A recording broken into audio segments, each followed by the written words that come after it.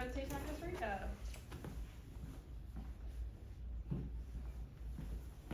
Go is what you're saying. Alright. Yeah. So here's what we're gonna do today. Gonna give you guys a little introduction onto me. You don't know who I am. Gonna go day by day, do a breakdown of it. Get into a little bit of the analysis of the mission, which really just means like how I saw God moving. I'm gonna open it up to any questions that you guys would have for me, and then we're gonna wrap it up. So if you don't know who I am, my name is Grace Merlack. I grew up in this church. I am a junior psychology major at Hofstra University right now. I want to go into sports psychology and hopefully work at the collegiate level in a Division I program. I was born and raised, Sorry. I'm not done. Okay, sorry. I was born and raised here, so that's me at my baptism. That's my mom. These are my two younger sisters. They're still running around here. But this was me at my very first mission with this church 5 years ago, and then this is me in Costa Rica. So this was a really, really cool, really surreal moment for me because it was like my 5-year anniversary of becoming a member of this church, and then also my 5-year anniversary of my first mission. So, day one. Baby, come on. Come on. Sorry, guys. Please. Where is Hofstra? It's on Long Island, Okay. in New York. Yeah. Ah. So day one was just a day of travel. It was a wake-up call at about 2:30 in the morning, so we could be at the airport by 4. I'm no stranger to 2:30 a.m., but usually I'm going to bed at that time, not waking up. So that was a really, I was like, oh, I don't like this. But this was just me being cutesy and aesthetic at the airport at 4 o'clock in the morning. But this was the picture of what I saw whenever I was flying into Costa Rica. So this was my view. It's a gorgeous, gorgeous country, a very mountainous region where we were in. It's also coastal. It's in between Colombia, Nicaragua, and Panama, so it's right there in Central America. We were in the mountains, though, so I didn't see any of the beaches. But we met our hosts for the week. We had our orientation session. Our hosts for the week that worked with Christ for the City International were Gretel and Josue, so we got to meet them, we got to talk with them, and have a little orientation session of not only what the week would look like, but also how we should present ourselves, how we should act with these locals as missionaries coming in. Day 2, this was Sunday, so we spent the morning at the market, and then we went to a church. So I am a really big fan of the sky. I love watching the sunset and the sunrise, the clouds. Anytime there are stars out, I like to stare at them because I see the sun, I see the sky as God's canvas that he can make new every day. And so this was my first international trip, period. Whenever I originally agreed to go to Costa Rica, I didn't even have a passport. So I got my passport like 2 months before we left. Great. But so I was a little nervous. I was scared. I was in a new country. I was the youngest on the trip. I really didn't know any of the other members on the trip. And so on Sunday morning, I got to watch the sunrise in Costa Rica with my little cup of coffee. And it was a very surreal moment for me, but it was also a moment where I felt God telling me that it would be okay. Yeah. It's Is okay. there, I'm fine, is there I'm any fine. zooming in I'm on fine. the pictures possible? No, that's really beautiful. Okay. But I felt God telling me that, like, he was protecting me throughout that week. But then we went to a farmer's market, which was really cool. There's a lot of tropical fruits on there that we don't get to experience normally. So I always thought I didn't like coconut water because I've tried it before and I'm like, this is kind of gross. Apparently I just don't like coconut water from like a box, but this is coconut water from a coconut, from the tree. They just opened it up. So my sister actually threatened to not let me into the house whenever I came back if I didn't have a coconut for her, and I told her, I'm actually not gonna be allowed back into the country if I bring you back a Right. coconut. Right. So she relented and was like, okay, like I guess you're more for than a coconut. So, but yeah, so that was a really cool experience. And then we went to church. So we went to one of the church services of a mission partner. So day 2 and day 3 we spent in Carbio, which is one of the suburbs of San Jose. And the mission partner works with Refuge City. The actual church service that we went to wasn't like a sermon that we would normally experience, although they do have those. However, they performed like their own rendition of the play Cross and the Switchblade. And if you're not familiar with it, it is it's an autobiographical play of David Wilkerson's life and his journey from being a gang member to finding Christ and eventually becoming a reverend. In New York City, right? Right where you're New going York to City, school? where I go to sort of, school. yeah. But this is a picture of the cast, which was members of the congregation. And this was very significant because Refuge City is a mission for ex-gang members and ex-prostitutes and people who are coming off of drug addictions and alcohol addictions. And so for them, they have found Christ, and this is a very personal story for them. And so all of these people on the stage who, like, after they performed the play, led us in worship, that was their own story that they were telling us. So it was very powerful to see them, perform this and to show us like, yeah, like this was what my life was like, but it's not anymore because I found Christ. And then in the afternoon, we got to spend time with them. So in these 2 pictures, these are members of Refuge City, their family members. This was in the back area of the church. So in the back area is very open. It is where the men of the men of Refuge City stay. The women in Refuge City stay in a separate location. But that is where they stay, and they have a kitchen area, and so they cook, and they, making us coffee. It was very beautiful. It looks over across the mountains, but we got to spend time in fellowship with them, and we got to pray over them. So that was me praying over one of their kids. So initially, how the prayer started, like, we were just gonna spend time with them, get to know them, play some card games or whatever. And then we started worshiping, Holy Spirit was moving, and all that stuff. And then their head pastor invited us, the mission team, to come and pray. And he was like, oh, anybody who needs prayer, come up. And so me, this 20-year-old in a new country for the very first time, was like, I need prayer. And so I go up there, and then very soon, I'm standing behind Paul, and I'm like, I don't think I'm the one that's receiving prayer. And so then I was like, okay. And so I'm sitting here, and I'm like, okay, I can do intercession prayer. That's a prayer that I know. I've done it before. I can do that. So I started doing intercession prayer. Quietly just standing there. Feel a hand tap me. Look up. It was the woman who runs the women's unit of Refuge City. She goes, can you pray over my girls? And I was like, sure. Yeah, of course. No problem. So I start praying over one of these girls, and I think she's translating, because I don't know any Spanish, actually. She's not translating. She's doing intercession prayer out loud in Spanish, but she's not translating what I'm saying. And so I'm standing there, and I'm praying over this girl, and she doesn't know what I'm saying, because she doesn't speak English, and I don't speak Spanish, so it was our souls communicating to each other. And then all of a sudden, I get this overwhelming urge to just start crying. And then this surge of adrenaline shoots through me, and this girl that I'm holding on to falls backwards. I was like, oh. There was somebody behind her to catch her, because apparently this happens a lot. Growing up in a North Hills Presbyterian church, we don't actually experience this kind of prayer that often, so I was a little freaked out. But what it was that the Holy Spirit was moving through me into her, and she finally let go. Yeah. And she was able to just fully surrender to the Holy Spirit. And it was something so crazy and powerful and amazing. And I'm standing there shaking, and then somebody else steps up, and I'm like, okay, let's do this again, I guess. But people were bringing their children up to me too, so that is what this picture shows, and it was such a... Mm-hmm. She never does it.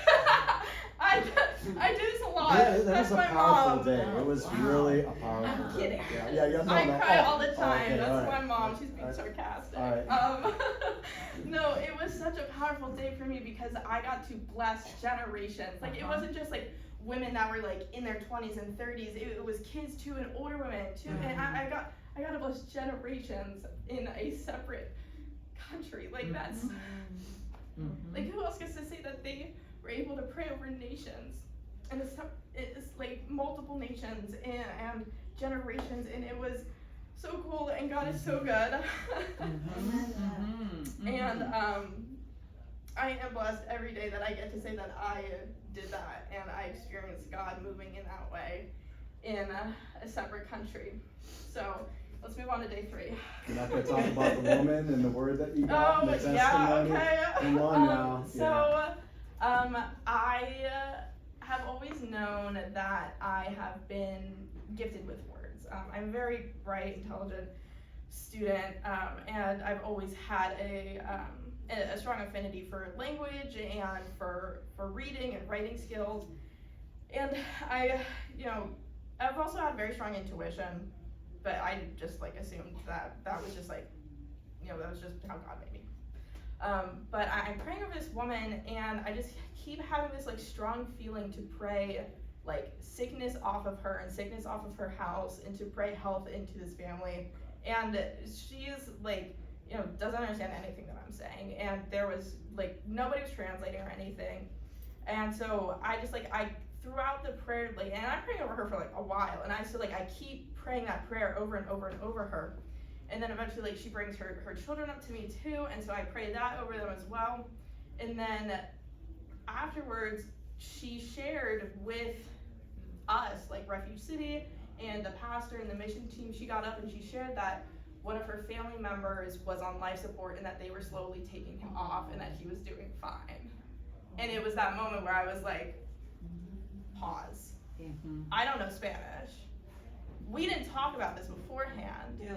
And then I was like I did that. Like, I mean, like, I know I didn't do that, but like, that was like I got the opportunity to do that. I kept praying sickness away from this family and health into this family. And so I'm talking with Gretel and Paul afterwards, and they're like, yo, Grace, like, that's the power of the word of knowledge, and that's the power of intuition. Yeah. Like, that's what, you got a Holy Spirit gift. And I was like, okay, cool, whatever. It's But for yeah. a purpose. For a Yeah. purpose. Yeah. But day 3, we're still in Carpio. Actually, Pavas. This is Pavas. Carp- Carpio was the end of the week. I missed. That's oh my okay. That's gosh, all right. That's all right. guys, Yeah, I didn't. I'm Yeah, sorry. we're good. We were more We than promise. one place. Yeah, Pardon me? we were in 2 different places, Yeah. so I just switched the Oh, names. okay. It's okay. Oops, my bad. But so we spent the morning with the Children of Alturas program, and then the women of Remandarte. I didn't spend any time with the women just because I don't know how to sew, and I'm better with children. So some of our other members who do know how to sew and are older women and can relate to them spend the morning with Remandarte. But this is me with one of the kids of the Alturas program. Her name is Victoria, and as soon as I walked in, she came up and gave me a hug. And everybody was like, Grace, is that the girl that you prayed over yesterday? And I was like, no, this is a new kid, but apparently kids are just attracted to me. But she was very, very sweet. We got to share the gospel message with the kids. We gave rubber band bracelets that have like multiple different colors, and each color represents a part of like the gospel message, the gospel story. So we got to give that to them. We gave them a paper airplane, Balsa. wooden airplane. airplane, balsa wood, which is like essentially paper, just in wooden form. But we shared with them that activity, and the story that related to that was that it's like this little kid that's like, oh, like planes seem so like small because like they're up in the sky, and the father was like, no, like they actually are really big but they just like look small because they're far away, and then the father takes the kid to the airport and he sees how big it is, and it's supposed to represent when we're far away from God, he can seem really small, but when we're close with him, we can see how big he truly is. And so we got to do that with them. And then we spent the afternoon touring the Walmarts of Costa Rica, which was my favorite part of the day. But why we were going to Walmart's was because, like I mentioned, the women of Remandarte, sewing is their big thing. These are women who are in unfortunate circumstances, who are learning how to sew and how to make certain little like items, like little baggies and whatnot, that they can sell to raise a profit and to, you know, create a better, you know, life for them and their family. But they don't really have that many sewing machines, and the sewing machines that they do have, they don't work that well. So what we were able to do was gift them with 13 sewing machines. And so that was them right there. So we had to go to 2 different Walmarts in order to get all of these sewing machines for them. But it was,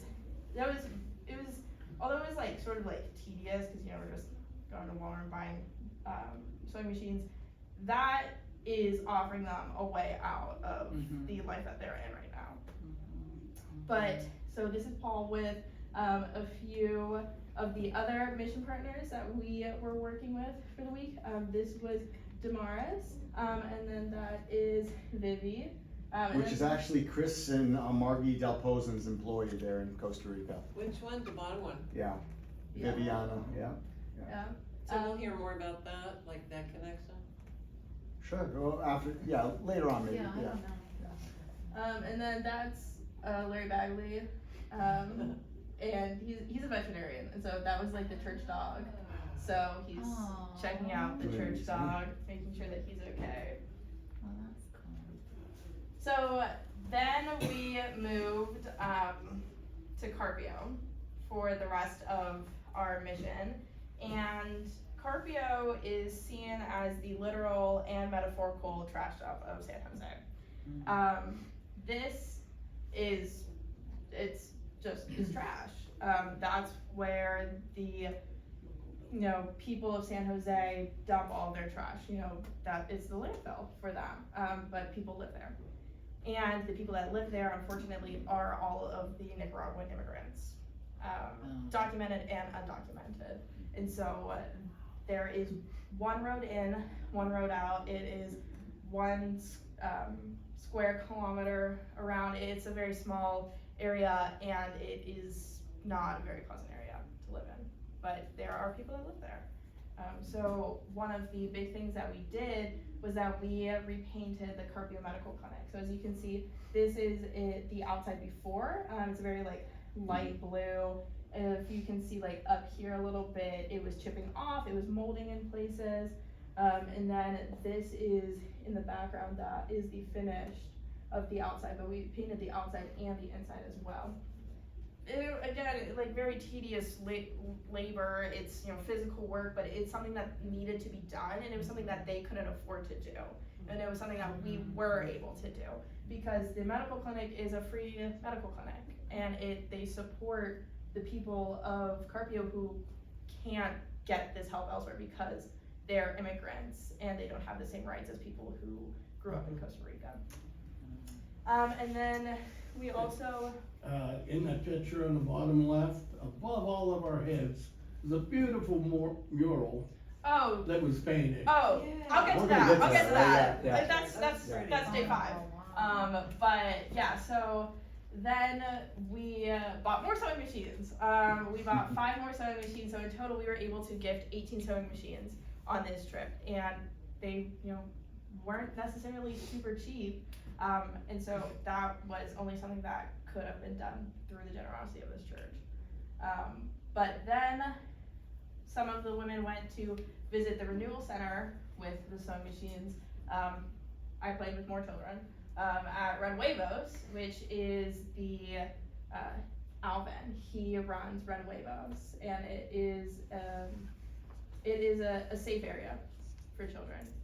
So this is us. We're playing basketball with them. We were playing soccer, just running around, allowing them to just be kids and to allow them to forget for a minute where they are growing up and the conditions in which they are growing up, because it's that trash dump, it's like that all over the place. It's right next to the trash dump. Uh-huh. It's right next door. It Oh. smells Yeah. all the time. Yeah. No, it really doesn't, which was surprising. You could see the fires smoldering Yeah. and stuff, Gehenna. You could smell it, Yeah. but it was like, Gehenna. you got used to it. Yeah. Do they have school? Do the kids who live There's there- one school in school. Carpio. Yeah. It's not big enough for all the But kids. After about 6th grade, you have to go outside of Carpio, and unfortunately that costs money to give them transportation to go to it. Yeah. And to, get into the actual school, and so a lot of kids don't have proper education. Okay. So the kids who do live there, there's probably some that don't even go to school there, huh? There's a lot that don't go to school. So this program, is it a program, the Renuevos?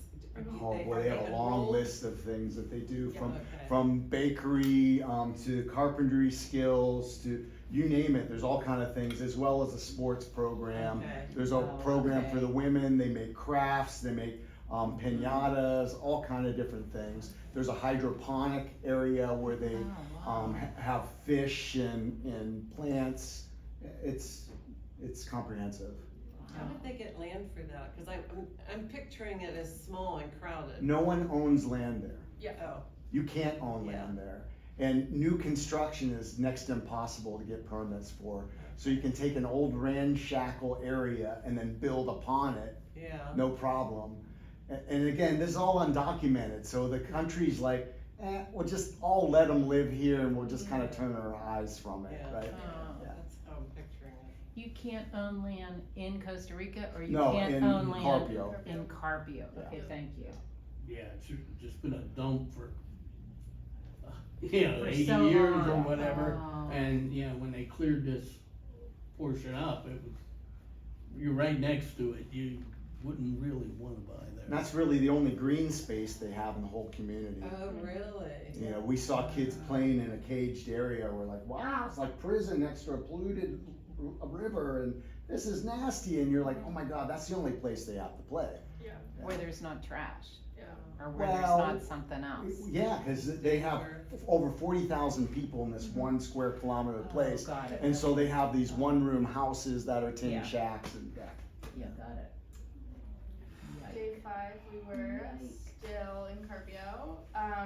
More There you go. painting on my end. So the Christian Medical Clinic of Carpio has been around for 28 years, and in those 28 years, they have not had their sign displayed. And so I was able to paint that sign for them. Oh, that's Able great. to gift them their name and the Christ for the City International the logo, logo. which was something that I was so honored to do, because they explained how they've never had their name on the Yeah. building before, and so now they do have their name, and so instead of it just being one building next to another, people will know where to go. And then also we started handing out glasses. We collected a lot of reading glasses. I have pictures of that on the next slide. But we were fitting the community for reading glasses, because that's not something that they necessarily have access to. And while the medical clinic did have some reading glasses, they were running low. So we brought like a suitcase full, just a ton of reading glasses. So Larry Bagley, our resident veterinary ophthalmologist, was doing that. So, but then so that was the morning, and then in the afternoon we visited Las Gradas and Agua Viva, which this area is the area in Carpio where the undocumented immigrants live. So the area that we were in the previous day, Renuevos, they have documents. These are the legal ones.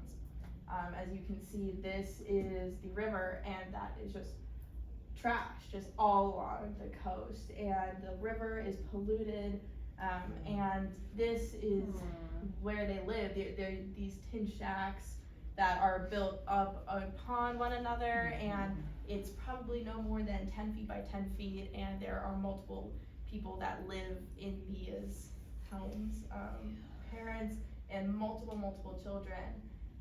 And they call it Los Gradas, which means the stairs, because it's literally almost 200 stairs that you have to take to get down to the river. There's no road that goes down. And that. stairs is very rudimentary. It's more of like concrete slabs on top of one another, and very steep. And that's the only way down to this area. And very crowded, very cramped, and it was very solemn. You could tell that there was a dark, heavy cloud over this area of Carpio. And then we visited Agua Viva, which means living water, which is the clinic, not medical clinic, but more like the counseling clinic. And you can see right here is like the front of it. That is the only grass in Los Gradas. It's the only green space that the kids have. Like Paul mentioned, we visited some of the kids that were playing in what was like a concrete cage, but that was what they have. They don't have access to grass. They can't run around and play soccer like all the other normal kids in Carpio. But Agua Viva is a very important mission in that area because that is helping to educate children on emotional regulation, bodily autonomy, provide a safe space for them to come with any concerns that they might have. One of the biggest issues in Las Gradas, because again, it's many people are living in these very small areas, and a lot of it are these kids, and abuse is very high. Domestic abuse, physical abuse, sexual abuse, sexual assault. These kids are exposed to it, and sometimes they are subject to it. And so what Agua Viva allows is for kids to come and for a safe space for them to voice any concerns that they might have, even if they don't know, what exactly is happening to them. They know that something is wrong, and they can talk to the counselors, and they can say, hey, like, this happened to me, and the counselors are able to handle it. And although, they don't exactly have,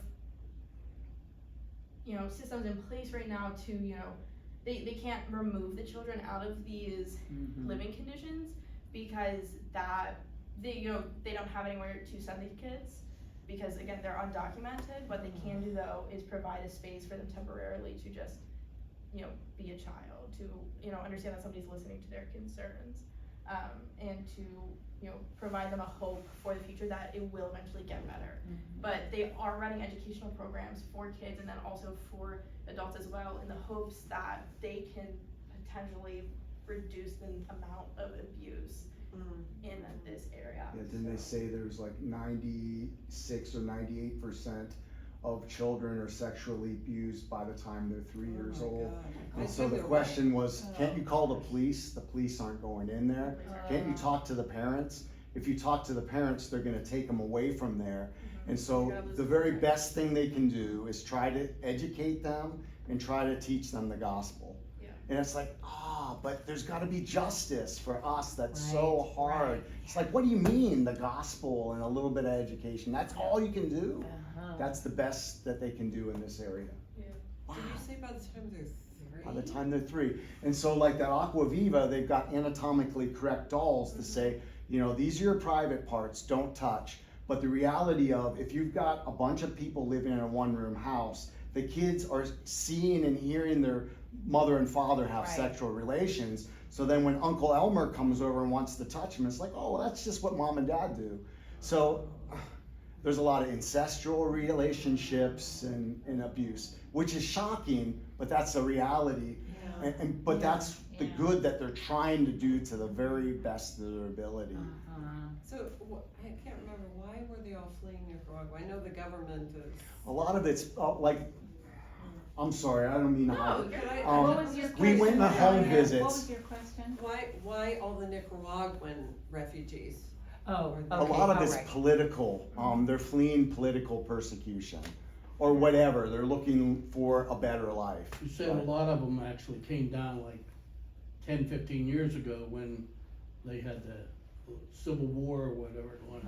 The family that Carrie and I visited, the woman with the 2 young children, she was they were all undocumented, and they were living near the Carpio clinic, and they lived near where all the persecution was, and they're Bible-believing Christians who travel that night through the mud and, all that stuff. Yeah. You know the drill, right? How long of a journey is that from Nicaragua? It took them several days, cause they'd take several buses and then on foot, Mhm. yeah. Yeah.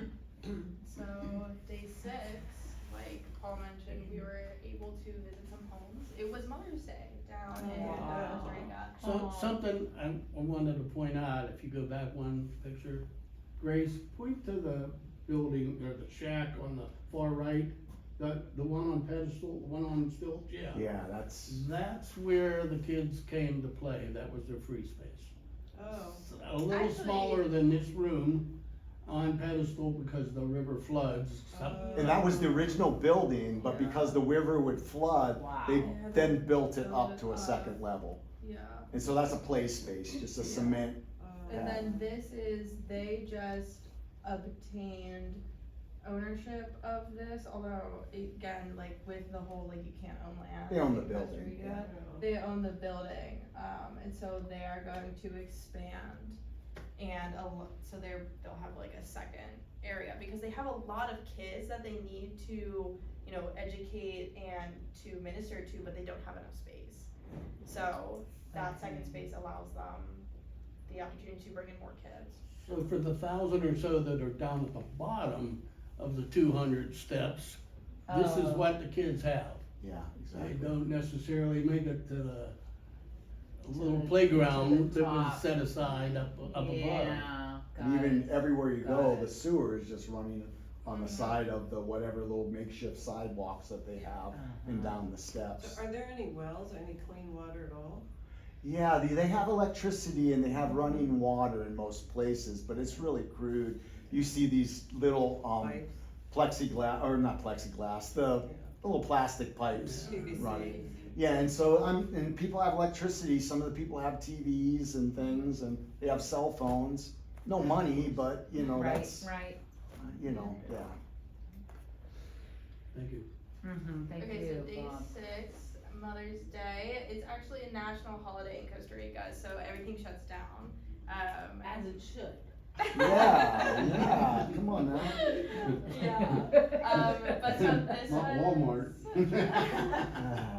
So this was Mother's Day, so again, more glasses, so you can see this was 2 big tables that we had set out. We had a ton of reading glasses all along it. This was Larry Bagley, veterinarian, ophthalmologist, so he does eyes for like dogs and cats, but we're like, yeah, no, do human eyes. He literally was a veterinarian. That's is. his job. Yeah. He's a veterinarian ophthalmologist. He's an eye surgeon for Yeah. pets. But we're And like, he's totally yeah, humans busy are like all the basically the time. same. But so then there's me, that's another one of our team members, Terry Garrett. Leidick's grandson. That's Yeah. Garrett. Yeah. Harry That's Leidick. Harry Leidick's grandson. Yeah, Right there, yeah. yeah. He Garrett. speaks Spanish, so that Yeah. was helpful. So he was like our Oh, translator. But so we had a lot of Mother's Day activities that we did with the elderly community that were already set up that we were just sort of like adding to. So we had some like craft type activities that we provided for them to do, little bags that they could decorate with their name and Bible verses, draw on it, something that they could have that like was their own. Then we served food for them. We got them a nice little cake that said Happy Mother's Day on it. We had a sharing time where we, most of the women that were here that were mothers, they had experienced some kind of child loss. And so we were able to, come into fellowship with them and to pray over them. And then we did home visits with young moms and then mothers who were in strained households. So this was Paul with the mom that he had visited with her little kids. But the one thing about these people is that they were so grateful. They had such a gracious heart. And whenever we came into the house, immediately they wanted to serve us first. Like we came with food and gifts and, like toiletries and like things that they would need, and immediately they wanted to give to us. They had nothing yet they still wanted to give. Yeah. And it was like, it was so inspiring because Did they wanna share the cake with you when you're Yeah, at we their didn't house? let her. We didn't let her. We're like, no. We're like, no. We The just cake gave is you for you. food for you. But they truly they came from nothing, and they explained, like, you know, the one that the mother that I was talking with, you know, we asked her, like, why did you come, and you know, her living conditions here were better than her living conditions in Nicaragua, and yet she still like was so full of love, and she wanted her child to grow up in a country where he could be a Christian and didn't have to face persecution because of it. So they truly are, you know, they are what Christ's love looks like being played out in life.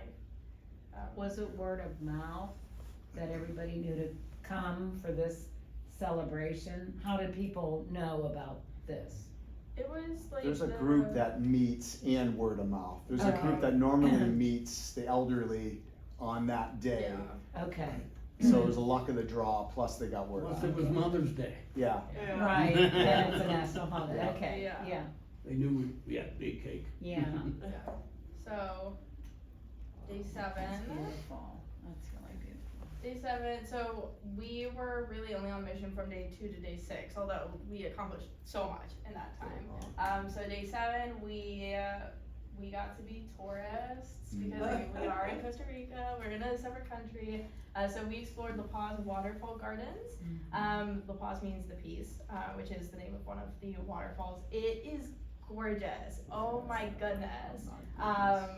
I am such a huge fan of mountains, probably because, you know, I grew up in Pennsylvania, but it was so beautiful there. I got to see animals that like I've only like heard about. Again, like on the first slide, there was a picture of me with toucans. Like I've never been like that close to a toucan right next to before. them, I got like it was gorgeous, and it was so cool because it was like God created all of this, yeah. and it was like I got to see God in not just like the people that we interacted with, but also in this beautiful country that He made. And it was a reminder that like God made all parts of the world, not just the part that we live in and that we interact with. He made everything. Then we also got to explore the Starbucks plantation too. So this was like the eating area. That's like if you go to a Starbucks, like it's like every other cafe, but this is the only Starbucks plantation in the world.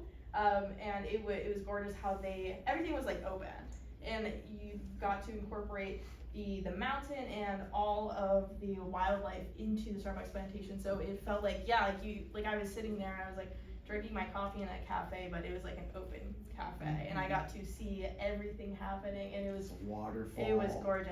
Yeah, there's a Coffee waterfall trees there everywhere. too. It's a research facility. Yeah, That's a reason. so it That's was cool. very cool. Do the kids like, I'm sure there's groups from San Jose that Mhm. sometimes might take the kids on a field trip to somewhere like that, or has that ever happened? I don't know. I know that once a year they have a camp for the Mhm. kids, and just not to take it too far away, they have always had to rent a space, a Yeah. camp. Someone just bought a camp, and so they're in the process of revamping it and making it right off the ocean, so that they'll be able to Yeah. bring the kids to this camp. Oh, okay, Yeah. yeah, like Kikamar. Yeah. Oh, Well, that Friday, we didn't see any children at all, so. Right. yeah, like field trip type situations. Yeah, we didn't see kids. Yeah, it's unlikely that they get to go to places like this. But then day 8, Beautiful. we left. Ah, Larry. that's Yeah, right. I got that picture of you sleeping. Yeah. So I was yeah, guilty yeah. of all week getting like photos of everybody else sleeping. Yeah. And then the one day that I fall asleep on our bus, Paul snagged his photo of me. So, but these are just some photos that I took of us just being goofy and not being like super like uptight missionary Christians. But it's so. Outside push up. Yeah, so I think I have one more slide, 2 more. Any questions? More goofy photos. I had a lot of coffee on this trip because coffee is like huge there. And then one of the mornings, my breakfast was a cup of coffee, a little mini banana, and then my pain meds and allergy meds and my iron. And so I was like, breakfast champions right there. Yeah.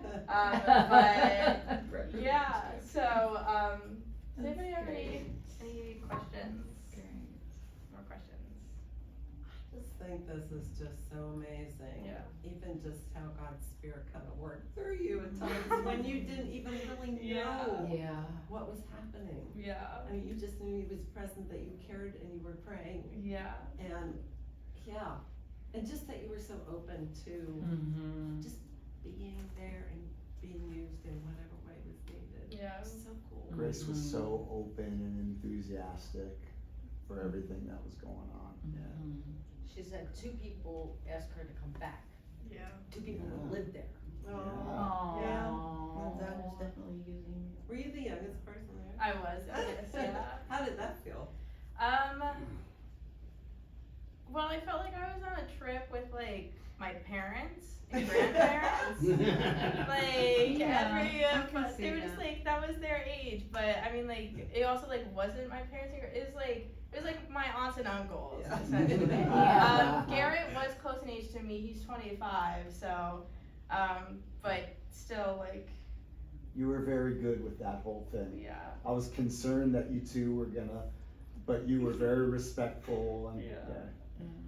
But I remember over the summer, whenever we would have like our mission meetings, and at the first one, you know, Paul was like, "Why are you guys going to Costa Rica?" And I was like, "I don't know. I just like feel like God is calling me." Yeah. And he worked. Yeah. He worked in me. He worked in Costa Rica. I was gonna. So you know, that picture of Grace's breakfast, and it wasn't like that for the rest of me. It was by day 3 that I was like, I don't think I can eat any more rice and beans for breakfast. Yeah. Yeah. We cooked together Oh. Yeah. in the Okay. morning, and Oh, so it was good. really funny because they suggested that we have a structure, but there's There's people no that naturally rose up in the different positions, and it all worked out really well. But we ate rice and beans almost every morning, Yeah. right? But Yeah, we rice had and beans for eggs lunch. and Lots of meat pancakes was- and yeah, lots was of brought in. sausage. Yeah. Oh, wow. Every day while we were gone, you come back and the refrigerator's filled back up again. Yeah, You know, Oh, for nice. and family style, right? Because we all stayed in a dorm place, Yeah. right? And yeah, it had a common kitchen. Mm-hmm. Nice. Very nice, actually. Yeah. Mm-hmm. I gotta do. I think the fact that you didn't have a passport, that you have never been, out of the country, that you're on your own track of life, which is full and, obviously very productive, that you jumped track Yeah. into this. Yeah. That, to me, and I know after hearing you, it's for you too, that's a holy thing. Because Yeah, it people was. don't normally do that, I mean, you became prepared for Mhm. this, but you, in the whole, daily schedule of your life, this was other.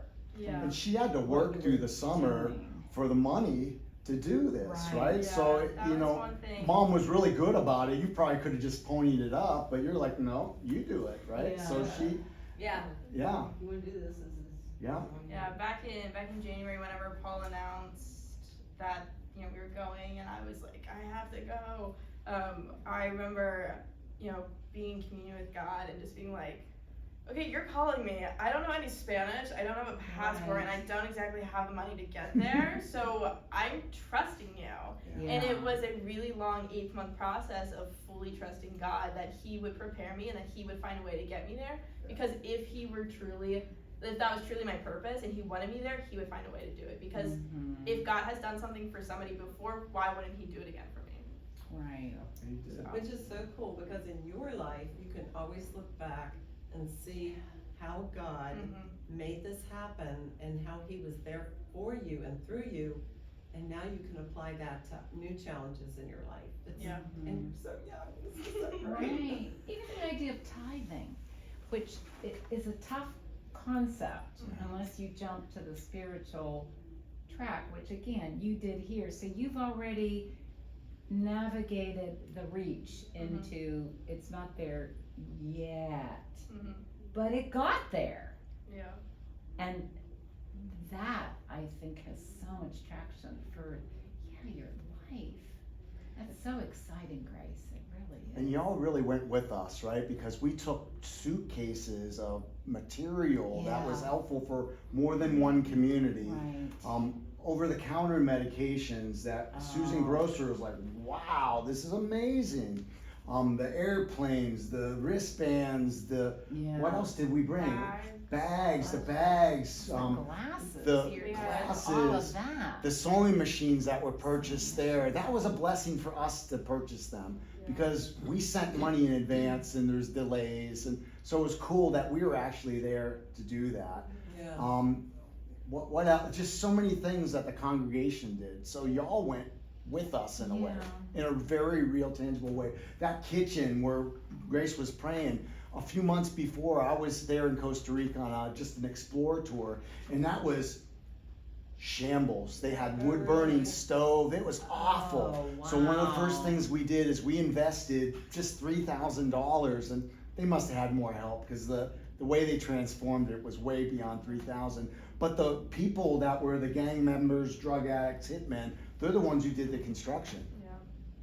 We So bought the they're- materials. Oh, So, wow. just Okay. The transformations that are occurring Yeah. because everyone, Yeah. and we got to play a part in it, which Yeah. was just so cool. Mhm. But y'all did too, in a very real way.